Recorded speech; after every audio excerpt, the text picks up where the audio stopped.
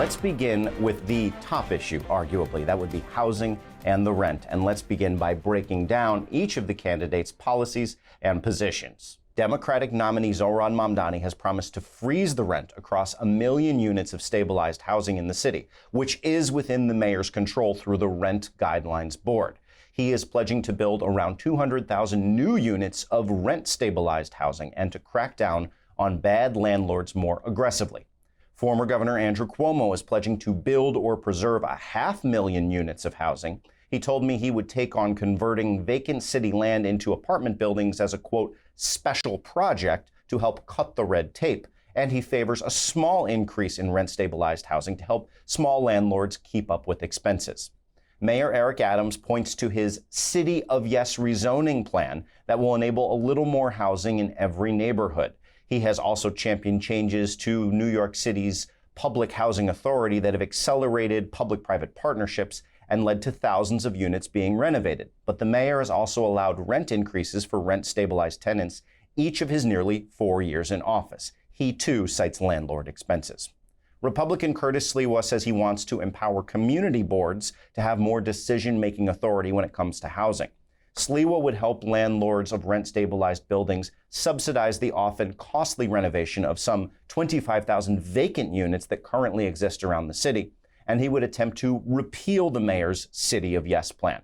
Independent candidate Jim Walden is proposing encouraging the building of 50,000 units of housing annually. He'd look to streamline building approval processes with ideas like generating pre-approved designs for rental buildings. Walden says he's also like to reform tax incentives around building housing in the city.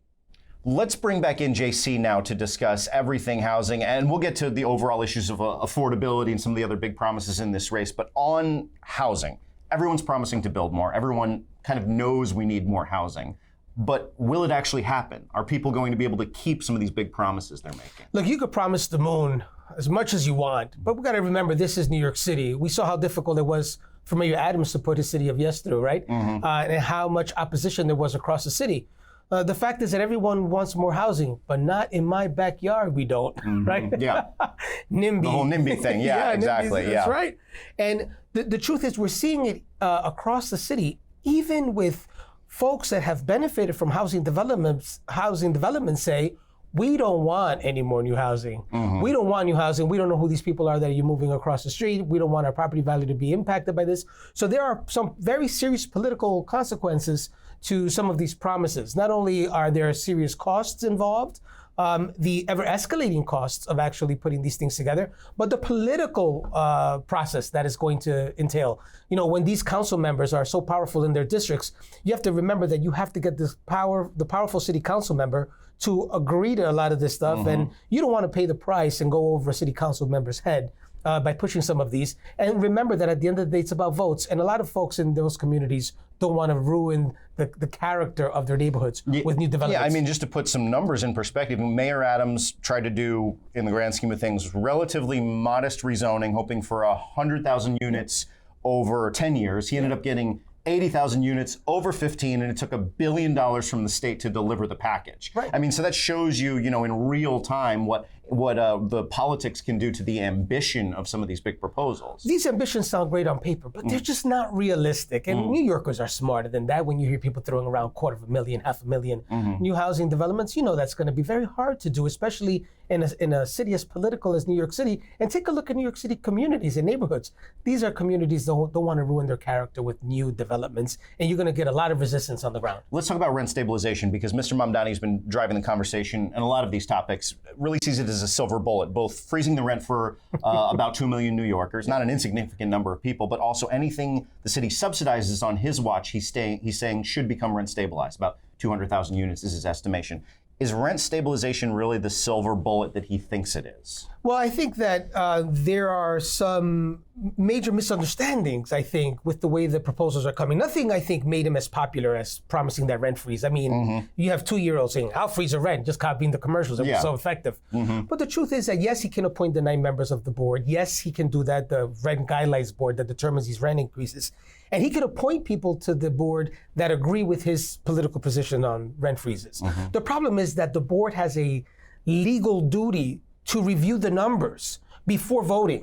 So it is very important that he always remembers that the board members have an independent duty to review what are the costs and what are the current economic trends in the city before voting. Rubber meets the road here. You see building maintenance, other costs. We enter another inflationary cycle. You see all that rising. It's going to be very hard to freeze the rent under those circumstances. Yeah, Henry, these are not rubber stamps. The board members, and the way that I see it portrayed by Assemblyman Mamdani is that they will do as they're told, when that's not the legal duty and the oath that these board members take when they have to take into account those things. And remember this, rent-free sounds really good on paper, but there are a lot of costs that are not frozen for small mom and pop landlords. Viewers have to remember that a lot of the landlords across the city are not major corporations. They're mom and pop landlords that decided to invest in a property with the money that they've saved. Now you're telling them that the cost of insurance will increase. You're telling them the cost of oil and gas will increase, the cost of maintenance will increase, but we're not going to increase the amount of money that you're going to be able to charge new tenants for rent.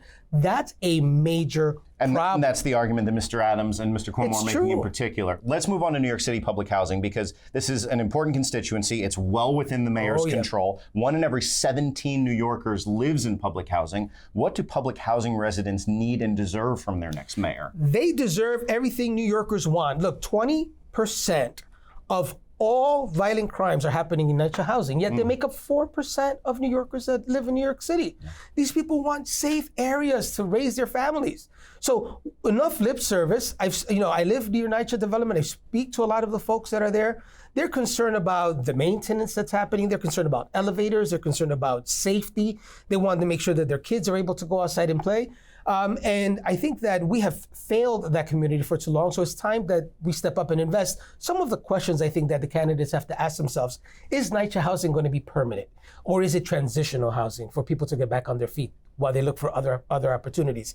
I'm a New Yorker my whole life. It doesn't seem as if it's transitional anymore. It seems like it's long-term housing for families. Yeah. So you see generation after generation sort of hand off some of this property. So we have to just have an honest conversation. If that's going to be the case, how do we really focus on helping the lives of the people that live in NYCHA so they can have a better place?